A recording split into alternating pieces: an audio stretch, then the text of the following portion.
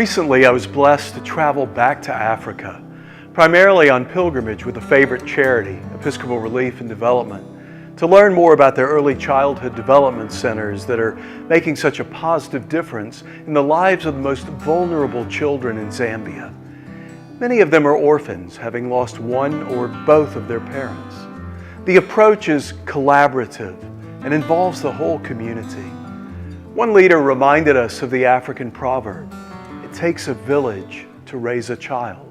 It takes the conscious and conscientious efforts of many to help a child grow into his or her full God-given potential.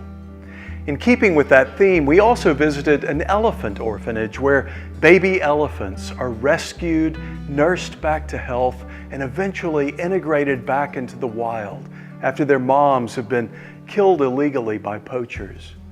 We met 4 orphaned elephants, and yes, they are as adorable as they sound.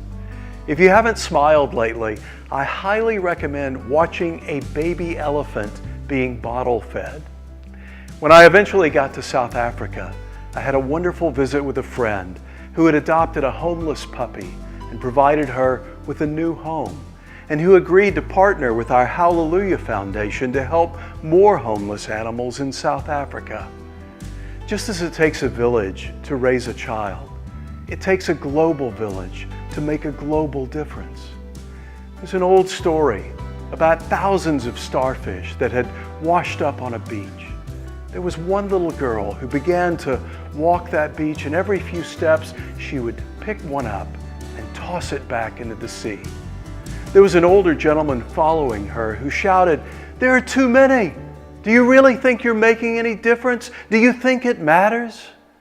She picked up one more, shouted back at him, "It does to this one," and flung the starfish back into its ocean home. We will change the world, one child, one elephant, one dog, one starfish at a time. To each of them, our efforts do matter. They make all the difference in the world.